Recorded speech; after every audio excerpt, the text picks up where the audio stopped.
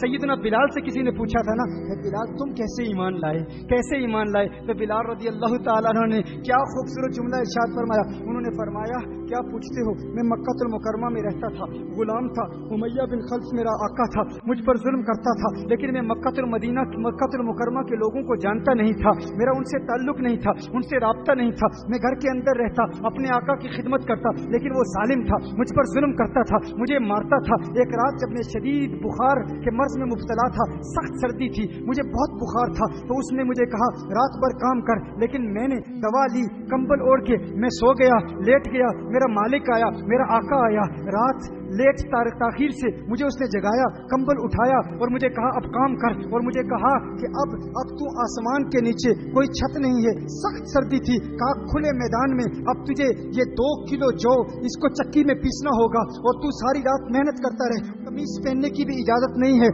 تجھے، میں نے چکی پیسنے کے لیے کہا تھا اور تو سو گیا. اس نے مجھے کہا کہ اب قمیص پہننے کی بھی اجازت نہیں، کہا شدید بخار تھا، سخت سردی تھی، اور پھر کھلے میدان میں مجھ پر ظلم کیا اور کہا کہ قمیص بھی اتار دے. بلال حبشی رضی اللہ تعالیٰ عنہ فرماتے ہیں کہ میں رو رہا تھا، میری آنکھوں سے اشکوں کی برسات جاری تھی، میرے کراہنے کی آواز گھر کے باہر جا رہی تھی. ابھی میں چکی پیس رہا تھا، سخت بخار کی حالت میں، شدید سردی تھی، میں چکی پیس رہا تھا کہ اچانک حسنین کے نانا کا گزر میرے گھر کے باہر سے ہوا، مدینے والے کا گزر میرے گھر کے باہر سے ہوا. نبی کریم صلی اللہ علیہ وسلم نے میرے دروازے پر دستک دی، آقا نے دروازے پر دستک دی، میں نے دروازہ کھولا، کہا کیوں رو رہے ہو، کیوں رو رہے ہو؟ میں نے کہا جائیے صاحب، لوگ پوچھنے والے تو بہت ہوتے ہیں، غمخوار بن کے بہت آتے ہیں، لیکن غم کا مداوع کون کرتا ہے، مدد کون کرتا ہے؟ پوچھتے تو بہت ہیں. کہا میں نے یہ جملے کہے، میرے جملوں میں کچھ سختی تھی، میرے جو کلام میں کچھ تلخ لہجہ بھی تھا. آقا صلی اللہ علیہ وسلم تشریف لے گئے تو میں نے کہا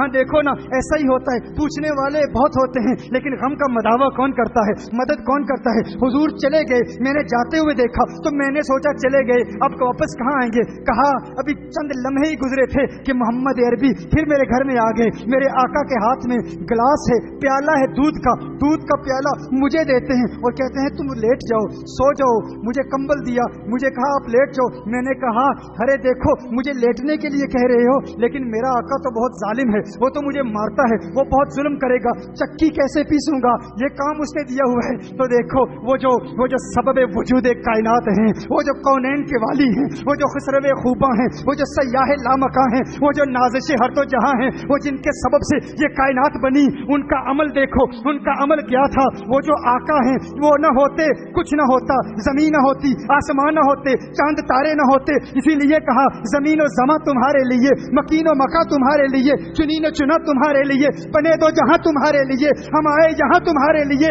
اٹھیں بھی وہاں تمہارے لیے. وہ جو مصداق لولا کا لما خلقت دنیا ہیں، وہ جو مصداق لولا کا لما خلقت الافلاق ہیں، اگر وہ نہ ہوتے کچھ نہ ہوتا. اسی لیے تو کہا نا یہ صبا سنک، وہ کلی چٹک، یہ زباں چہک، لب جو جلک، یہ مہک جھلک، یہ چمک دھمک، سب اسی کے دم کی بہار ہے. یہ سمن، یہ سوسن یا سمن، یہ بنفش سنبل نسترن، گل و سرو لالا بھرا چمن، وہی ایک جلوہ ہزار ہے. وہ نہ تھا تو باغ میں کچھ نہ تھا، وہ نہ ہو تو باغ و سب فنا، بعدب جھکا لو سرے ولا کہ میں نام لوں گل باغ کا. گل تر محمد مصطفیٰ، چمن ان کا پاک دیار ہے، چمن ان کا پاک دیار ہے، چمن ان کا پاک دیار ہے. کہا وہ جو سبب وجود کائنات ہیں میرے آقا. بلال نے پوچھا، بلال نے کہا کہ یہ ظالم تو مجھے مارے گا، یہ تو ظلم کرے گا. آپ کہتے ہیں لیٹ جائیں، لیکن دیکھو آج میں کہتا ہوں ہندوستان میں رہنے والوں، منگلور میں رہنے والوں، اگر تمہارے پڑوسی تمہیں کہتے ہیں کہ حضور دہشت کی تعلیم دیتے ہیں، حضور نفرت پھیلاتے ہیں، ارے دیکھو تو صحیح وہ جو سبب وجود کائنات ہیں، جن کی وجہ سے یہ ساری کائنات معرض وجود میں آئی، ان کی ادائیں تو دیکھو، ان کے انداز تو دیکھو، ان کا کرم تو دیکھو، ان کی رحمت تو دیکھو، ان کی عنایت تو دیکھو. ارے وہ ایسے غمخوار ہیں کہ یہ نوازشیں، یہ عنایتیں غم دو جہاں سے چھڑا دیا. غم مصطفیٰ تیرا شکریہ، مجھے جینا مرنا سکھا دیا. जीने का ढंग सीखना चाहते हो, जीने के अंदाज सीखना चाहते हो, तो आओ मदीने की गलियों में चलते हैं, आओ आका की बारगाह में चलते हैं कि आका ने दीन का, इस्लाम का पैगाम कैसे फैलाया। क्या तलवार से फैलाया? अरे तलवार से नहीं, पूछो बिलाल से कि बिलाल ने इस्लाम कबूल कैसे किया। बिलाल से पूछा गया है बिलाल फिर क्या हुआ? कहा मैंने कहा कि ये चक्की कौन पीसेगा? अरे वो जालिम तो मारेगा। लेकिन आका ने फरमाया अरे बिलाल घबरा नहीं, आज तुझ गुलाम की खातिर मैं मोहम्मद पूरी रात चक्की पीसता रहूंगा।